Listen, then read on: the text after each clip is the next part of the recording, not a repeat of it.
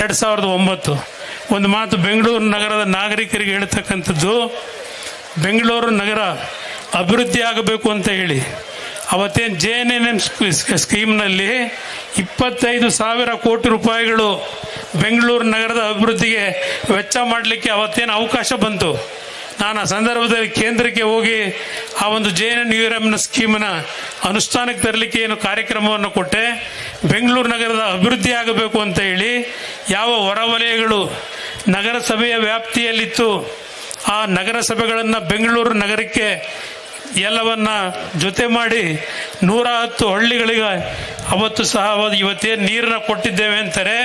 ಆ 110 ಹಳ್ಳಿಗಳನ್ನು ಬೆಂಗಳೂರಿನ ಬೃಹತ್ ಬೆಂಗಳೂರು ಮಹಾನಗರ ಪಾಲಿಕೆಗೆ ಅದೆಲ್ಲವನ್ನ ಸೇರ್ಪಡೆ ಮಾಡಿದ್ರಿಂದ 25,000 ಕೋಟಿ ಹಣವನ್ನು ಇಲ್ಲಿ ವಿನಿಯೋಗ ಮಾಡಲಿಕ್ಕೆ ಅವಕಾಶ ಆಯಿತು. ಆದರೆ ಅಧಿಕಾರ ನಂದು ಹೋಯಿತು. ಆಮೇಲೆ ಮುಂದೆ ಬಂದಂಥ ಸರ್ಕಾರಗಳು ಆ 25,000 ಕೋಟಿ ಹಣ ನನ್ನ ಮಾಧ್ಯಮದ ಸ್ನೇಹಿತರಿಗೆ ಹೇಳ್ತೇನೆ, ಯಾವ್ಯಾವ ರೀತಿಯಲ್ಲಿ ಈ ನಗರದ ಅಭಿವೃದ್ಧಿಗೆ ಬಳಕೆ ಮಾಡ್ಕೊಂಡಿದ್ದಾರೆ, ಎಷ್ಟು ಹಣ ಅಲ್ಲಿಂದಲೇ ಪೋಲಾಗಿದೆ, ದುರ್ಬಳಕೆ ಆಗಿದೆ, ಇದೆಲ್ಲವನ್ನು ನಾನು ಇವತ್ತು ಚರ್ಚೆ ಮಾಡೋದಿಲ್ಲ. ಇವತ್ತು ಆ ಒಂದು ಬೆಂಗಳೂರು ನಗರದ ಅಭಿವೃದ್ಧಿಗೆ ನಾವು ಯಾವ ಕೊಡುಗೆ ಕೊಟ್ಟಿದ್ದೇವೆ ಅಂದರೆ, ಇವತ್ತು ಬೆಂಗಳೂರು ನಗರದ ಹೊರವಲಯ ಏನಾದರೂ ಡಾಂಬರೀಕರಣ ಕಂಡಿದ್ರೆ, ಅಲ್ಪ ಸ್ವಲ್ಪ ನೀರನ್ನ ಇವತ್ತು ಪಡಿತಾ ಇದ್ರೆ ಕುಮಾರಸ್ವಾಮಿ ಕೊಟ್ಟಂತ ತೀರ್ಮಾನ ಅದು. ನಾನು ಅದನ್ನು ಇವತ್ತು ಹೇಳಲಿಕ್ಕೆ ಬಯಸ್ತೇನೆ. ಇವತ್ತು ಬೆಂಗಳೂರು ನಗರದ 198 ವಾರ್ಡ್ಗಳಿಗೆ ನನ್ನ ಕಾರ್ಯಕರ್ತರುಗಳಿಗೆ ಮನವಿ ಮಾಡ್ತೇನೆ, ನಿಮ್ಮ ಜೊತೆಯಲ್ಲಿ ನಾನು ಬರಲಿಕ್ಕೆ ತಯಾರಾಗಿದ್ದೇನೆ. ಬೆಂಗಳೂರು ನಗರದ ನಾಗರಿಕರಿಗೆ ಕಾಂಗ್ರೆಸ್ ಕೊಟ್ಟಿರ್ತಕ್ಕಂಥ ಕೊಡುಗೆ ಏನು, ನನ್ನ ಮಿತ್ರ ಪಕ್ಷ BJPಯವರು ಕೊಟ್ಟಿರ್ತಕ್ಕಂಥ ಕೊಡುಗೆ ಏನು, ಜನತಾದಳ ಇದ್ದಂಥ ಮೈತ್ರಿಯ ಸರ್ಕಾರಗಳಲ್ಲಿ ನಾವೇನು ಕೊಟ್ಟಿದ್ದೇವೆ, ಮುಂದೆ ನಮ್ಮ ಕಾರ್ಯಕ್ರಮ ಈ ನಗರ ಇವತ್ತು ಯಾವ ಮಟ್ಟದಲ್ಲಿ ಅಧೋಗತಿಗೆ ಇಳಿದೋಗಿದೆ. ಒಂದು ಕಾಲದಲ್ಲಿ ಯಾವೊಂದು ಗಾರ್ಡನ್ ಸಿಟಿ ಅಂತಕ್ಕಂಥ ಹೆಸರಿತ್ತು, ಯಾವ ಕೆಂಪೇಗೌಡರು ಕಟ್ಟಿರ್ತಕ್ಕಂಥ ಈ ನಗರವನ್ನು ಅಧೋಗತಿಗೆ ಇಳಿಸಿದ್ದಾರೆ. ಇದನ್ನು ಸರಿಪಡಿಸಲಿಕ್ಕೆ ನಮ್ಮ ಕಾರ್ಯಕ್ರಮಗಳು ಏನು ಅಂತಕ್ಕಂಥದ್ದನ್ನ ಇವತ್ತು ನಾಡಿನ ಅದರಲ್ಲೂ ವಿಶೇಷವಾಗಿ ನಮ್ಮ ಬೆಂಗಳೂರಿನ ನಾಗರಿಕರಿಗೆ ತಲುಪಿಸಬೇಕು. ಆ ವಿಷಯಗಳನ್ನು ಬೆಂಗಳೂರು ನಗರದ ನಾಗರಿಕ ವಿಷಯವನ್ನು ತಲುಪಿಸಲಿಕ್ಕೆ ನನ್ನ ತಾಯಂದರು, ನಮ್ಮ ಪಕ್ಷದ ಕಾರ್ಯಕರ್ತರೇನಿದ್ದೀರಿ, ಒಂದು ಸರಿಯಾದ ರೀತಿಯ ಒಂದು ವ್ಯವಸ್ಥೆಗಳನ್ನು ಮಾಡಲಿಕ್ಕೆ ತಯಾರಾಗಿದ್ದೇನೆ. 198 ವಾರ್ಡ್ಗಳಿಗೂ ಒಂದು ಜನಾಂದೋಲನದ ರೀತಿಯಲ್ಲಿ ಇವತ್ತು ಬೆಂಗಳೂರಿನ ಕಷ್ಟಗಳಿಗೆ ನಮ್ಮ ಪಕ್ಷ ಯಾವ ರೀತಿ ಮುಂದೆ ಕೈ ಜೋಡಿಸಲಿಕ್ಕೆ ಸಿದ್ಧ ಇದ್ದೇವೆ, ಇದೆಲ್ಲ ಮಾಹಿತಿಗಳನ್ನು ತೆಗೆದುಕೊಂಡು ಹೋಗ್ತಕ್ಕಂಥದ್ದಕ್ಕೆ ಸಿದ್ಧರಾಗಿ, ಮತ್ತು ಈ ಬೆಲೆ ಏರಿಕೆ ಅಂತಕ್ಕಂಥದ್ದೇನಿದೆ, ಇವತ್ತು ಈ ಸರ್ಕಾರ ಸ್ವೇಚ್ಛಾಚಾರವಾಗಿ ನಿಮ್ಮ ಬದುಕನ್ನು ಏನು ಹಾಳು ಮಾಡ್ತಾ ಇದ್ದಾರೆ, ಇದೆಲ್ಲವನ್ನು ಜನತೆಗೆ ತಲುಪಿಸ್ತಕ್ಕಂಥದ್ದಕ್ಕೆ ಕೇವಲ ಅಧಿಕಾರ ಹಿಡಿಬೇಕು ಅಂತ ಹೇಳಿ ಈ ಹೋರಾಟ ಮಾಡಿ ಅಂತ ನಾನು ಹೇಳಲ್ಲ. ಕೇವಲ ಅಧಿಕಾರ ಹಿಡಲಿಕ್ಕೆ ಇವತ್ತು ಹಲವಾರು ಕುಟುಂಬಗಳು ಯಾವ ರೀತಿ ಬದುಕ್ತಾ ಇದ್ದಾವೆ. ಬೆಂಗಳೂರು ನಗರ ಒಂದು ಕಡೆ ದೊಡ್ಡ ದೊಡ್ಡ ಕಟ್ಟಡಗಳನ್ನು ನೋಡ್ತೀವಿ, ಮತ್ತೊಂದು ಭಾಗದಲ್ಲಿ ಒಂದು ಹೊತ್ತಿಗೂ ಊಟಕ್ಕೆ ಗತಿ ಇಲ್ಲದೆ ಇರತಕ್ಕಂಥ ಹಲವಾರು ಕುಟುಂಬಗಳ ಆ ಶ್ರಮವನ್ನು ನೋಡ್ತಾ ಇದ್ದೇವೆ. ಇವತ್ತು ಇದೆಲ್ಲದಕ್ಕೂ ಪರಿಹಾರ ಯಾವ ರೀತಿ ತರಲಿಕ್ಕೆ ಸಾಧ್ಯ ಇದೆ ಅಂತಕ್ಕಂಥದ್ದು ಹಲವಾರು ಬಾರಿ ನಾನು ಅತ್ಯಂತ ಕಡಿಮೆಯ ಅವಧಿಯ ಮುಖ್ಯಮಂತ್ರಿ ನಾನು ತೆಗೆದುಕೊಂಡಂಥ ಹಲವಾರು ಕಾರ್ಯಕ್ರಮಗಳು ಇವತ್ತು ಹಲವಾರು ರೀತಿ ದುರ್ಬಳಕೆನೂ ಮಾಡ್ಕೊಂಡಿದ್ದಾರೆ ಮುಂದೆ ಬಂದಂಥ ಸರ್ಕಾರಗಳು. ಇವತ್ತು ಈ ಕಾರ್ಯಕ್ರಮವನ್ನು ಅತ್ಯಂತ ಯಶಸ್ವಿಯಾಗಿ ನೀವೆಲ್ಲ ಸೇರಿ ನೆರವೇರಿಸಿದ್ದೀರಿ. ಒಂದು ಮಾತನ್ನು ಹೇಳ್ತೇನೆ, ಕನ್ನಡ ನಾಡಿಗೆ ಜನತಾದಳವೇ ಈ ಒಂದು ಅಭಿವೃದ್ಧಿಗೆ ಮತ್ತು ರಾಜ್ಯವನ್ನು ಉಳಿಸ್ಲಿಕ್ಕೆ ಸಾಧ್ಯ. ಇವತ್ತು ಪ್ರಾದೇಶಿಕ ಪಕ್ಷದ ಒಂದು ಕನ್ನಡ ನಾಡಿಗೆ ಬೇಕಾಗಿರ್ತಕ್ಕಂಥದ್ದು. ನಾನು ಮೊನ್ನೆ ಪಾರ್ಲಿಮೆಂಟಲ್ಲಿ ಕೂತಿದ್ದಾಗ ಒಬ್ಬ ತಮಿಳುನಾಡಿನ ಸದಸ್ಯ ಹೇಳ್ತಾನೆ, ಲೋಕಸಭಾ ಸದಸ್ಯ, ನಾವು ಬೆಗ್ಗರ್ಸ್ ಅಲ್ಲ ಅಂತಾನೆ. ನಮ್ಮನ್ನು ಬೆಗ್ಗರ್ಸ್ ಮಾಡಿ ಇಟ್ಟಿದ್ದಾರೆ. ಹಲವಾರು ವಿಷಯಗಳನ್ನು ನಾನು ಹೇಳಲಿಕ್ಕಾಗೋದಿಲ್ಲ. ಇವತ್ತು ಕೇಂದ್ರದಲ್ಲಿ ಮಂತ್ರಿಯಾಗಿ 1 ವರ್ಷದ ಅನುಭವ ಅಲ್ಲೂ ಪಡೆದಿದ್ದೇನೆ. ರಾಜ್ಯದಲ್ಲಿ ಮುಖ್ಯಮಂತ್ರಿಯಾಗಿ ಇಲ್ಲೂ ಸಹ ಯಾವ ರೀತಿ ಆಡಳಿತ ಕಂಡಿದ್ದೇನೆ. ದಯವಿಟ್ಟು ನಮ್ಮ ಪಕ್ಷದ ಕಾರ್ಯಕರ್ತರುಗಳು ಎದೆಗುಂದಬೇಡಿ. ಮುಂದಿನ ದಿನಗಳಲ್ಲಿ ಈ ಪಕ್ಷಕ್ಕೆ ಈ ನಾಡಿನ ಜನತೆ ಆಶೀರ್ವಾದ ಮಾಡ್ತಾರೆ, ನನಗೆ ನಂಬಿಕೆ ಇದೆ. ಇವತ್ತು ಏನು ನಡೀತಾ ಇದೆ ಈ ರಾಜ್ಯದಲ್ಲಿ, ಅಕ್ರಮಗಳು, ಭ್ರಷ್ಟಾಚಾರ, ಜನತೆಯ ರಕ್ತ ಹಿಂಡ್ತಾ ಇದ್ದಾರೆ. ಮಾತಾಡ್ಲಿಕ್ಕೆ ಹಲವಾರು ವಿಷಯಗಳಿದೆ. ದಾಖಲಾತಿಗಳನ್ನು ಇಟ್ಕೊಂಡು ನಾನು ಏನು ಹೋರಾಟ ಮಾಡಿದ್ರು ತಾರ್ಕಿಕ ಅಂತ್ಯವನ್ನು ಕಾಣಬೇಕು ಅಂದರೆ ಸ್ವತಂತ್ರವಾದ ಸರ್ಕಾರ 5 ವರ್ಷದ ಸರ್ಕಾರ ನನ್ನ ಕೈಗೆ ಕೊಟ್ಟರೆ ಈ ನಾಡಿನ ಜನತೆಯಲ್ಲಿ ಹೇಳ್ತೇನೆ, ದುಡ್ಡಿಗೆ ಎಲ್ಲೂ ಹೋಗಬೇಕಾಗಿಲ್ಲ, ಸಾಲ ಮಾಡಬೇಕಾಗಿಲ್ಲ. ಇವತ್ತು ಬೆಂಗಳೂರು ನಗರದಲ್ಲಿ ನಡೆದಿರ್ತಕ್ಕಂಥ ಹಲವಾರು ರೀತಿಯ ಅಕ್ರಮಗಳೇನಿದ್ದಾವೆ ಅದನ್ನು ಇವತ್ತು ಸರಿಯಾಗಿ ಸರ್ಕಾರ ಇವತ್ತು ವಸೂಲಿ ಮಾಡತಕ್ಕಂಥ ಕೆಲಸ ಮಾಡಿದ್ರೆ ಎಲ್ಲೂ ಹೋಗಿ ಭಿಕ್ಷೆ ಬಿಡಬೇಕಾಗಿಲ್ಲ. ನಮ್ಮ ನಾಡಿನಲ್ಲಿ ಕೆಂಪೇಗೌಡರು ಕಟ್ಟಿರ್ತಕ್ಕಂಥ ಈ ಒಂದು ಬೆಂಗಳೂರು ನಗರದಲ್ಲೇ ಇವತ್ತು ಸರ್ಕಾರಕ್ಕೆ ಖಜಾನೆ ತುಂಬಿಸ್ತಕ್ಕಂಥ ಅವಕಾಶಗಳಿದೆ. ಇದನ್ನು ಇವತ್ತು ಜನತೆಯ ಮುಂದೆ ತೆಗೆದುಕೊಂಡು ಹೋಗೋಣ. ಇಲ್ಲಿ ಸಿನ್ನೂರಿನ ನಮ್ಮ ನಾಡುಗೌಡರು ಕೂತಿದ್ದಾರೆ. ರಾತ್ರಿ ಟಿವಿನಲ್ಲಿ ನೋಡ್ತಾ ಇದ್ದೆ, ಆಲಿಕಲ್ ಮಳೆಯಿಂದ ಭತ್ತ ಬೆಳೆದಿರ್ತಕ್ಕಂಥ ರೈತರು ಸಂಪೂರ್ಣ ನಾಶ ಆಗಿದ್ದಾರೆ. ಇವತ್ತು ಹಲವಾರು ಪ್ರದೇಶದಲ್ಲಿ ಅಕಾಲಿಕ ಮಳೆಯಿಂದ ರೈತರೇನು ಸಂಕಷ್ಟಕ್ಕೊಳಗಾದಂಥ ಸಂದರ್ಭದಲ್ಲಿ ಈ ಸರ್ಕಾರ ಏನು ಕೊಟ್ಟರು ರೈತರಿಗೆ ಕೇಳಲಿಕ್ಕೆ ಬಯಸ್ತೀನಿ ಸಿದ್ದರಾಮಯ್ಯನವರನ್ನು. ಸಿದ್ದರಾಮಯ್ಯನವರು ಹೇಳ್ತಾರೆ, ಮೊನ್ನೆ ಯಾರೋ ರಾಮಮೂರ್ತಿ ಗೌಡ ಅಂತ ಹೇಳಿ 8 ಗಣಿ ಗುತ್ತಿಗೆ ಕೊಟ್ಟಂಥ ವಿಷಯದಲ್ಲಿ ಗವರ್ನರ್ ಅವರನ್ನು ಇವತ್ತು ಪ್ರಾಸಿಕ್ಯೂಷನ್ಗೆ ಪರ್ಮಿಷನ್ ಕೊಡಿ ಅಂತ ಕೇಳಿದ್ದಾನೆ ಅಂತ ಹೇಳಿ ಇವತ್ತೇನು ಪತ್ರಿಕೆಯಲ್ಲಿ ಓದಿದ್ದೇನೆ, ಅದರ ಹಿಸ್ಟ್ರಿ ಗೊತ್ತಿದೆ ನನಗೂ. ಹೀಗೆ ಹೇಳ್ತಾರೆ ಮುಖ್ಯಮಂತ್ರಿಗಳು ಸಿದ್ದರಾಮಯ್ಯನವರು, ಆ 8 ಗುತ್ತಿಗೆಯನ್ನು ಏನು ಕೊಟ್ಟಿದ್ದೇವೆ ಅದೆಲ್ಲವನ್ನ ಆಮೇಲೆ ಸರಿಪಡಿಸಿದ್ದೇವೆ, 1 ಇಂಚು ಐರನ್ ಓರನ್ನ ಎತ್ತಿಲ್ಲ ಅಂತ ಹೇಳ್ತಾರೆ. 1 ಇಂಚು ಐರನ್ ಓರನ್ನ ಎತ್ತಿಲ್ಲ, ಏನೂ ತಪ್ಪು ಮಾಡಿಲ್ಲ, ಹಲವಾರು ರೀತಿಯ ನನ್ನ ಹೆಸರನ್ನ ವರ್ಚಸ್ಸನ್ನು ಹಾಳು ಮಾಡ್ಲಿಕ್ಕೆ ಹೊರಟಿದ್ದಾರೆ ಅಂತೇಳಿ. ಸಿದ್ದರಾಮಯ್ಯನವರೇ, ನನ್ನ ಮೇಲೆ ಪಾಪ ನಿಮ್ಮ ಅಧಿಕಾರಿ ಕಳಿಸಿ ಗವರ್ನರ್ ಹತ್ರ, ಯಾವುದೋ 2006ನೇ ಇಸ್ವಿದು 2012ರಲ್ಲಿ BJP ಸ್ನೇಹಿತರೆ ಹಾಕಿರ್ತಕ್ಕಂಥ ಕೇಸ್ ಅದು. 12 ವರ್ಷದಿಂದ ಆ ಕೇಸನ್ನ ನಿಮ್ಮ SIT ಇಲ್ಲಿಯವರೆಗೆ ಇವತ್ತು ಯಾತಕ್ಕೆ ಸತ್ಯವನ್ನ ಹೇಳ್ತಾ ಇಲ್ಲ.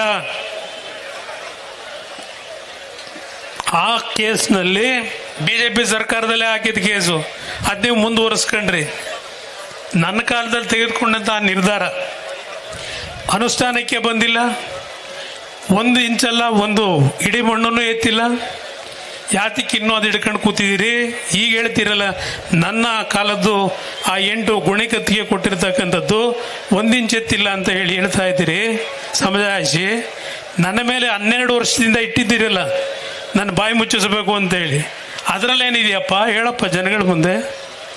ನಿಮ್ಮದು ಇನ್ನೂ ಬೇಕಾದಷ್ಟು ಬಿಡ್ಬೋದು, ಆದರೆ ಇವತ್ತಿನ ವ್ಯವಸ್ಥೆನಲ್ಲಿ ಯಾವ ರೀತಿಯಲ್ಲಿ ಅಧಿಕಾರ ದುರುಪಯೋಗ ಪಡಿಸ್ಕೊಂಡು ರಕ್ಷಣೆಯನ್ನು ಪಡಿತಾ ಇದ್ದೀರಿ. 2 ಬಾರಿ ರಾಜ್ಯದಲ್ಲಿ ಮುಖ್ಯಮಂತ್ರಿಯಾಗಿ ನಾನೇನಾದರೂ ಅಕ್ರಮ ಮಾಡಿದರೆ 5 ನಿಮಿಷದಲ್ಲಿ ನಾನು ಮಾಡ್ಕೊಳಕ್ಕಾಗ್ತಿರ್ಲಿಲ್ವ, ಸರಿ ಮಾಡೋಕ್ಕಾಗ್ತಿರ್ಲಿಲ್ವ? ಕಾನೂನಿದೆ, ನ್ಯಾಯಾಲಯ ಇದೆ, ಏನಿದೆ ತೀರ್ಮಾನ ಮಾಡಲಿ ಅಂತ ಬಿಟ್ಟಿದ್ದೇನೆ. ಇದು ನಾನು ನಡ್ಕೊಂಡಂಥ ರೀತಿ. ಅಧಿಕಾರಿಗಳನ್ನು ಯಾರನ್ನೂ ದುರುಪಯೋಗ ಪಡಿಸ್ಕೊಳ್ಳಿಲ್ಲ. ಇವತ್ತು ಜನತಾ ಒಂದು ನಮ್ಮ ಗ್ರಾಮ ವಾಸ್ತವ್ಯ ಕಾರ್ಯಕ್ರಮದ ಮುಖಾಂತರ ನಾಡಿನ ಜನತೆಯ ಜೊತೆ ಯಾವ ರೀತಿ ಇದ್ದೆ. ಇವತ್ತು ನಮ್ಮ ಜನತಾ ದರ್ಶನ ಬೆಳಗ್ಗೆ 9 ಗಂಟೆ ಪ್ರಾರಂಭ ಮಾಡಿದ್ರೆ 12 ಗಂಟೆ ರಾತ್ರಿವರೆಗೆ ನಾನು ಮಾಡಿದಂಥ ಕಾರ್ಯಕ್ರಮಗಳ ಮುಖಾಂತರ ಬಡವರನ್ನ ಹತ್ತಿರಕ್ಕೆ ನಾನು ಏನು ಭೇಟಿ ಕೊಟ್ಟು ಆ ಕಷ್ಟಗಳನ್ನು ಬಗೆಹರಿಸಲಿಕ್ಕೆ ನನ್ನ ಜೀವನದಲ್ಲಿ ಹಲವಾರು ರೀತಿಯ ಒಂದು ಕಾರ್ಯಕ್ರಮ ಕೊಟ್ಟಿದ್ದೇನೆ. ಇವತ್ತು ಜನತೆಗೆ ಇವತ್ತು ಹಳ್ಳಿ ಮೇಲೆ ಹೋಗಬೇಕು. ನಾನು ನಿಖಿಲ್ ಕುಮಾರಸ್ವಾಮಿ ಅವರಿಗೆ ಹೇಳ್ತಕ್ಕಂಥದ್ದು, ವಯಸ್ಸಿದೆ, ನಿಮ್ಮ ವಯಸ್ಸು ಇವತ್ತು ಈ ಪಕ್ಷವನ್ನು ಕಟ್ಟಲಿಕ್ಕೆ ಇನ್ನು ಜೀವನದಲ್ಲಿ ದಿನಕ್ಕೆ 20 ಗಂಟೆ ವೈಯಕ್ತಿಕವಾದಂಥ ನಿಮ್ಮ ಕಾರ್ಯಕ್ರಮಗಳನ್ನು ನಿಲ್ಲಿಸಿ. ಯಾಕೆಂದ್ರೆ ಪ್ರಾರಂಭ ಮಾಡಿದ್ದೀರಿ ಕಾರ್ಯಕರ್ತರ ಜೊತೆ, ನಮ್ಮ ನಾಯಕರ ಜೊತೆ ಸೇರಿ ಇವತ್ತೇ ನಿಮ್ಮ ಹೋರಾಟ ಪ್ರಾರಂಭ ಮಾಡಿದ್ದೀರಿ. ಸಾಕಪ್ಪ ಸಾಕು, ಕಾಂಗ್ರೆಸ್ ಸರ್ಕಾರ ಸಾಕು ಸ್ಲೋಗನ್ ಏನಿದೆ ಬಹಳ ಒಳ್ಳೆಯ ಸ್ಲೋಗನ್. ಬಹುಶಃ ಇವತ್ತು ನಾಡಿನ 6.5 ಕೋಟಿ ಜನತೆಯ ಹೃದಯದಲ್ಲಿ ಸಾಕಪ್ಪ ಸಾಕು ಅಂತಕ್ಕಂಥದ್ದು ಇವತ್ತೀಗಾಗಲೇ ಹಚ್ಚೊತ್ತಿದೆ. ಚುನಾವಣೆಗಳನ್ನು ಕಾಯ್ತಾ ಇದ್ದಾರೆ ಅಷ್ಟೇ ನಾಡಿನ ಜನತೆ ಈ ಸರ್ಕಾರವನ್ನು ಕಿತ್ತೋಗಲಿಕ್ಕೆ. ಭ್ರಷ್ಟಾಚಾರ ಅಂತಕ್ಕಂಥದ್ದು ಅಸಹ್ಯ. ನಾನು 20 ತಿಂಗಳು ಆಡಳಿತ ನಡೆಸಿದ್ದೇನೆ.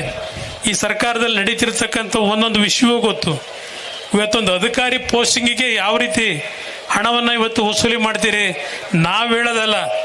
ಇವತ್ತು ನಮ್ಮ ಕಾರ್ಯಕರ್ತರು ಹೇಳ್ತಾರೆ, ಇವತ್ತು ನಿಮ್ಮ ಯಾರು ನಮ್ಮ ರಾಯರೆಡ್ಡಿ ನಮ್ಮ ಹಳೆ ಸ್ನೇಹಿತರು ಇವತ್ತೇನು ನಮ್ಮ ಮುಖ್ಯಮಂತ್ರಿಗಳ ಆರ್ಥಿಕ ಸಲಹೆಗಾರರು ಅವ್ರ ಬಾಯಲ್ಲೇ ಏನು ಬಂತು, ನಮ್ಮ ಭ್ರಷ್ಟಾಚಾರದಲ್ಲಿ ಕರ್ನಾಟಕ ನಂಬರ್ 1 ಅಂತ ಹೇಳಿ. ಈ ಭ್ರಷ್ಟಾಚಾರದಲ್ಲಿ ಕರ್ನಾಟಕ ನಂಬರ್ 1 ಅಂತ ಬಂತಕ್ಕಂಥದ್ದು ನೀವೇನು ಹೇಳ್ತಾ ಇದ್ದೀರಿ? ಇದಕ್ಕೆ ಮೂಲ ಪುರುಷರು ಯಾರು? ಇದಕ್ಕೆ ಮೂಲ ಪುರುಷರು ನಿಮ್ಮ ಮುಖ್ಯಮಂತ್ರಿಗಳು. ಪ್ರತಿಯೊಂದು ಇಲಾಖೆ ಏನೇನು ನಡೀತಾ ಇದೆ, ಯಾವ್ಯಾವ ರೀತಿಯಲ್ಲಿ ಇವತ್ತು ಹಣ ವಸೂಲಿ ಮಾಡ್ತಾ ಇದ್ದೀರಿ, ಅಭಿವೃದ್ಧಿ ಅಂತಕ್ಕಂಥದ್ದು ಕಾಣ್ತಾ ಇಲ್ಲ. ಅದರಿಂದ ಇವತ್ತು ನನ್ನ ಕಾರ್ಯಕರ್ತರಿಗೆ, ನಮ್ಮ ಪಕ್ಷದಲ್ಲಿ ನಾಡಿನ ಜನತೆಗೆ ಒಂದು ಮಾತು ಹೇಳ್ತೇನೆ. ನಾನು 20 ತಿಂಗಳು ಮುಖ್ಯಮಂತ್ರಿ ಇದ್ದಾಗ, 14 ತಿಂಗಳು ಮುಖ್ಯಮಂತ್ರಿಗಳಿದ್ದಾಗ ನನ್ನ ಕಾರ್ಯಕರ್ತರಿಗೆ ಇವತ್ತು ಸರ್ಕಾರದಲ್ಲಿ ಹಲವಾರು ರೀತಿಯ ಅಕ್ರಮಗಳಿಗೆ ನೀವು ಭಾಗಿಯಾಗಿ ಅಂತೇಳಿ ಯಾರೂ ಸಹ ನನ್ನ ಮುಂದೆ ಬಂದು ಅಕ್ರಮವಾಗಿ ಹಣ ಸಂಪಾದನೆ ಮಾಡಬೇಕು, ನನಗೆ ಆ ಕೆಲಸ ಮಾಡಿ ಈ ಕೆಲಸ ಮಾಡಿ ಅಂತೇಳಿ ನನ್ನ ಕಾರ್ಯಕರ್ತರು ಇವತ್ತವರೆಗೆ ನನ್ನ ಮುಂದೆ ಒತ್ತಡ ಹಾಕಿಲ್ಲ. ನಾನು ಸಹ ನನ್ನ ಕಾರ್ಯಕರ್ತರುಗಳಿಗೆ ಕಾನೂನು ಬಾರವಾಗಿ ಕೆಲಸ ಮಾಡಲಿಲ್ಲ. ಇವತ್ತು ಬೇರೆ ಪಕ್ಷಗಳು ಯಾವ ರೀತಿ ನಡ್ಕೊಂಡಿದ್ದಾರೆ, ಈ ನಾಡಿನ ಜನತೆ ಅರ್ಥ ಮಾಡ್ಕೊಳ್ಳಿ. ಈ ರಾಜ್ಯ ಉಳಿಬೇಕು ಅಂದರೆ ಜನತಾದಳಕ್ಕೆ ಇವತ್ತು ನೀವು ಶಕ್ತಿಯನ್ನು ತುಂಬಿದ್ರೆ ನಿಮ್ಮ ಬದುಕು ಇವತ್ತು ಉತ್ತಮವಾದ ರೀತಿಯಲ್ಲಿ ಹೋಗ್ಲಿಕ್ಕೆ ಸಾಧ್ಯ ಇದೆಯೇ ಹೊರತು ಕಾಟಾಚಾರಕ್ಕೆ ನಾವಿವತ್ತು ಯಾವೊಂದು ಪ್ರತಿಭಟನೆ ಮಾಡ್ತೇವೆ, ಆ ಪ್ರತಿಭಟನೆ ಕೇವಲ ಅಧಿಕಾರ ಹಿಡಿಲಿಕ್ಕೆ ಪ್ರತಿಭಟನೆ ಆಗೋದು ಬೇಡ. ಇದನ್ನು ನಾನು ಭಾಳ ಸ್ಪಷ್ಟವಾಗಿ ಹೇಳ್ತೀನಿ ನಮ್ಮ ನಾಯಕರುಗಳಿಗೆ. ದಯವಿಟ್ಟು ಕಷ್ಟಪಡಿ, ಜನಗಳ ಜೊತೆಯಲ್ಲಿ ಬೆರೀರಿ. ಇವತ್ತು ಇದೇ ಜನ ಯಾವ ಜನತಾದಳ ಮುಗಿದೋಯ್ತು ಅಂತ ಹೇಳ್ತಾರೆ, ಇವರೇ ನಮ್ಮ ಪಕ್ಷವನ್ನು ಮೇಲೆತ್ತಕ್ಕಂಥ ಕಾಲ ಇವತ್ತು ನಡೀತಾ ಇರತಕ್ಕಂಥ ರಾಜ್ಯದ ಏನೋ ಒಂದು ಪರಸ್ಪರ ಸಂಘರ್ಷಗಳೇನಿದೆ, ನೀವು ತಿಂದಿರಿ ಅಂತ ಹೇಳಿ ನಾವಂತೂ ತಿಂದಿಲ್ಲ. ಹೌದು, ಚುನಾವಣೆ ಬಂದಾಗ ಕೈ ಒಡ್ಡಿದ್ದೇವೆ. ಹಲವಾರು ಜನ ಹಿತೈಷಿಗಳು ಚುನಾವಣೆ ಸಂದರ್ಭದಲ್ಲಿ ದುಡ್ಡು ಕೊಟ್ಟಿದ್ದಾರೆ. ನಾವು ಅಧಿಕಾರದಲ್ಲಿದ್ದಾಗ ಸಹಿ ಹಾಕಬೇಕಾದರೆ ಹಣ ಪಡೀತಕ್ಕಂಥ ಕೆಲಸ ನನ್ನ ಮಾಧ್ಯಮದ ಸ್ನೇಹಿತರಿಗೆ ಹೇಳ್ತಾ ಇದ್ದೇನೆ, ಆ ಕೆಲಸ ಮಾಡಿಲ್ಲ ನಾವು ಜನತಾದಳ ಅಧಿಕಾರದಲ್ಲಿದ್ದಾಗ. ಇಲ್ಲ, ನಮ್ಮ ಪಕ್ಷದ ಕಾರ್ಯಕರ್ತರು ಈಗಿನ ಪಕ್ಷಗಳ ಏನು ನಾಯಕರುಗಳನ್ನು ಇವತ್ತು ರಕ್ಷಣೆ ಪಡ್ಕೊಂಡು ಸಿಕ್ಕದ ಕಡೆ ಬೇಲಿ ಹಾಕಿ ರಾಜ್ಯದ ಸಂಪತ್ತನ್ನು ಲೂಟಿ ಮಾಡ್ಕೊಂಡಿದ್ದಾರೆ. ಅಂಥ ಕೆಲಸ ನನ್ನ ಕಾರ್ಯಕರ್ತರು ಮಾಡಿಲ್ಲ. ಅದೇ ಇವತ್ತು ನಾವು ಮಾಡಿರ್ತಕ್ಕಂಥದ್ದು. ಇವತ್ತು ಚುನಾವಣೆ ನಡೆಸಬೇಕಾದರೆ ಯಾವ ರೀತಿಯ ಹಣವನ್ನು ವೆಚ್ಚ ಮಾಡಬೇಕಾಗ್ತದೆ ಇದೆಲ್ಲ ನಾನು ಅರ್ಥ ಮಾಡ್ಕೊಂಡಿದ್ದೇನೆ. ಆದರೆ ಹಾಗಂತ ಹೇಳಿ ರಾಜ್ಯ ಹಾಳು ಮಾಡಿ, ರಾಜ್ಯವನ್ನು ಲೂಟಿ ಮಾಡಿ ಇವತ್ತು ಹಣ ಸಂಪಾದನೆ ಮಾಡಬೇಕಾಗಿಲ್ಲ. ಪ್ರೀತಿ ವಿಶ್ವಾಸದಲ್ಲಿ ಏನು ಹಣ ಕೊಟ್ಟಿದ್ದಾರೆ ಅದರಲ್ಲಿ ಪಕ್ಷ ಉಳಿಸ್ಕೊಂಡ್ಬಂದಿದ್ದೇವೆ. ಅದರಿಂದ ಇವತ್ತು ನಾನು ನನ್ನ ಕಾರ್ಯಕರ್ತರಿಗೆ ಮನವಿ ಮಾಡ್ತೇನೆ, ನಿಮ್ಮ ಜೊತೆಯಲ್ಲಿ ನಾನು ಕೇಂದ್ರದಲ್ಲಿ ಮಂತ್ರಿ ಇರ್ಬೋದು, ಆದರೆ ಈ ಪಕ್ಷವನ್ನು ಕಟ್ಟಿ ಅಧಿಕಾರಕ್ಕೆ ತರ್ತಕ್ಕಂಥದ್ದಕ್ಕೆ ಮುಂದಿನ ದಿನಗಳಲ್ಲಿ ನಾನು ಸಹ ನಿಮ್ಮಗಳ ಜೊತೆಯಲ್ಲಿ ಜಿಲ್ಲೆಗಳಿಗೆ ತಾಲೂಕು ಕೇಂದ್ರಗಳಿಗೆ ಬಂದು ಪಕ್ಷದ ಸಂಘಟನೆ ಅಷ್ಟೇ ಅಲ್ಲ, ಇವತ್ತು ರಾಜ್ಯದಲ್ಲಿ ನಡೀತಿರ್ತಕ್ಕಂಥ ಈ ರೀತಿಯ ಆಡಳಿತದಿಂದ ನಮ್ಮ ಕರ್ನಾಟಕ ರಾಜ್ಯ ಏನೋ ಒಂದು ಅಧೋಗತಿಗೆ ಇಳಿತಾ ಇದೆ. ಇದನ್ನು ಸರಿಪಡಿಸ್ತಕ್ಕಂಥದ್ದಕ್ಕೆ ಜನತೆಯಲ್ಲಿ ಹೊಸ ಬದಲಾವಣೆ ತರಲಿಕ್ಕೆ ಅವರನ್ನು ಇವತ್ತೇನು ಜಾಗೃತಿಗೊಳಿಸ್ತಕ್ಕಂಥ ನಿಟ್ಟಿನಲ್ಲಿ ಇವತ್ತು ನಮ್ಮ ಕೆಲಸವನ್ನು ಮಾಡಬೇಕಾಗ್ತದೆ. ನಮ್ಮ ಜವಾಬ್ದಾರಿ ಇದೆ. ಯಾವ ಕೆಂಪೇಗೌಡರು ಕಟ್ಟಂಥ ಬೆಂಗಳೂರು ನಗರ ಇರ್ಬೋದು, ಇವತ್ತು ಹಲವಾರು ಹಿರಿಯರ ಒಂದು ಪ್ರಾಮಾಣಿಕ ದುಡಿಮೆಯಿಂದ ಈ ರಾಜ್ಯ ಯಾವೊಂದು ಸಂಪದ್ಭರಿತವಾದಂಥ ರಾಜ್ಯವಾಗಿತ್ತು, ಇದನ್ನು ಇವತ್ತು ಕೈ ಬಿಡ್ತಕ್ಕಂಥ ಕೆಲಸಕ್ಕೆ ಈ ಕೇಂದ್ರ ಸರ್ಕಾರ ಕೊಡಲಿಲ್ಲ. ಇದನ್ನು ಹೇಳ್ಕೊಂಡು ಇಲ್ಲಿ ಲೂಟಿ ಹೊಡ್ಕೊಂಡು ಹೊರಟಿದ್ದಾರೆ. ಇದನ್ನು ತಪ್ಪಿಸ್ತಕ್ಕಂಥದ್ದಕ್ಕೆ ಇವತ್ತು ನಾವೆಲ್ಲ ಸೇರಿ ನಮ್ಮ ಕಾರ್ಯಕ್ರಮವನ್ನು ರೂಪಿಸೋಣ ಅಂತಕ್ಕಂಥ ಮಾತನ್ನು ಹೇಳಿ, ಇವತ್ತು ಈ ಒಂದು ಬೃಹತ್ ಸಂಖ್ಯೆಯಲ್ಲಿ ತಾವೆಲ್ಲರೂ ಬಂದು ಈ ಕಾರ್ಯಕ್ರಮದಲ್ಲಿ ಭಾಗವಹಿಸಿ ಏನೋ ಒಂದು ಯಶಸ್ಸುಗೊಳಿಸಿದ್ದೀರಿ. ಏನು ನಿಖಿಲ್ದೇನು ಅನೌನ್ಸ್ ಮಾಡಬೇಕು.